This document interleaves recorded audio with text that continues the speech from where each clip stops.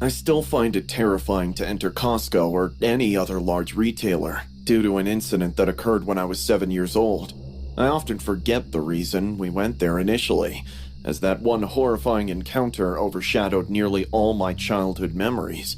Maybe Mom needed to get milk or paper towels and Dad was at work, so I just tagged along. It was an ordinary weekday afternoon. We didn't have many big stores where we lived, so entering Costco was like taking part in an adventure for me. It was enormous, packed with every single thing that existed.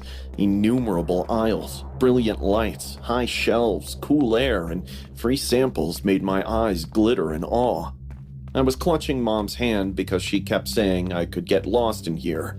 When we walked, I bounced in place and kept asking whether we could visit the toys or books once she's finished. 2 seconds, baby. I just need to get some new soup flavors for dinner. She replied. We stopped by the instant food aisle, and Mom got busy checking it.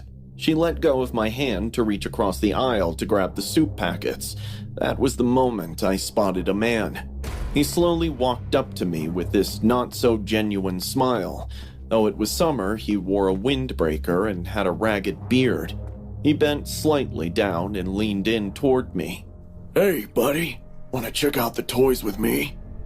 Now, I was just 7, but my mom did teach me about stranger danger, so I glanced at my mom, who was a few inches behind me.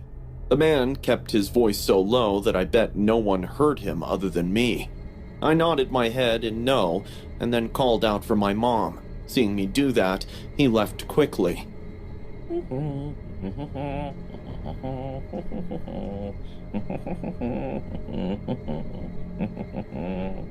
I didn't tell Mom about him because she grabbed my hand again to move to another section.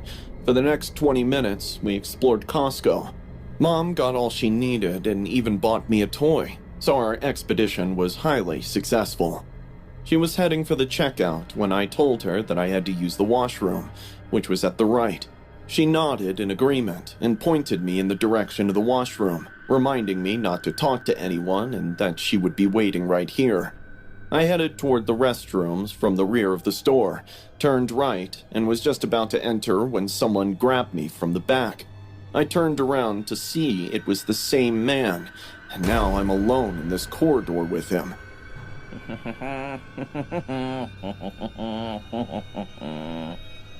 He reached out and firmly grabbed my wrist. His other hand swept over my mouth before I could yell. His fingers smelled like sweat and trash. I started crying, but my muffled screams died down in my throat.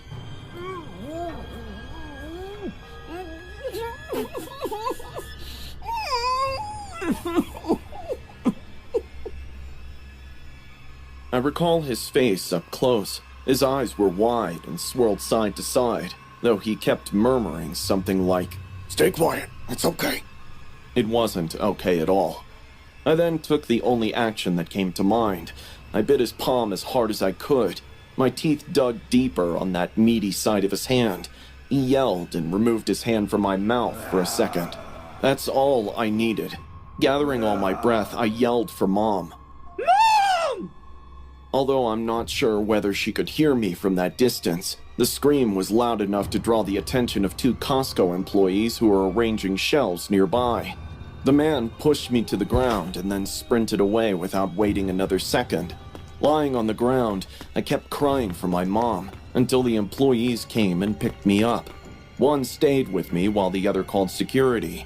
Shaking and crying, I tried to explain what had happened. My mother arrived a minute later.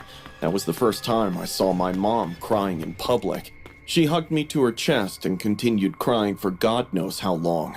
The Costco security looked through the CCTV footage and did find the guy walking in and leaving as well. He wandered around without making any purchases. For more than an hour, he lurked at the children's books and toys section suspiciously, even looked at the cameras occasionally, like he despised being recorded. They called the cops, but he was never caught. Currently, I'm in my 30s, and every time I go to a bathroom stall alone, while just walking down those empty corridors, I get a flashback of my memory from that day. I never look away from my niece whenever we go shopping. To consider what might have happened if I had followed him that day still scares me to sleep.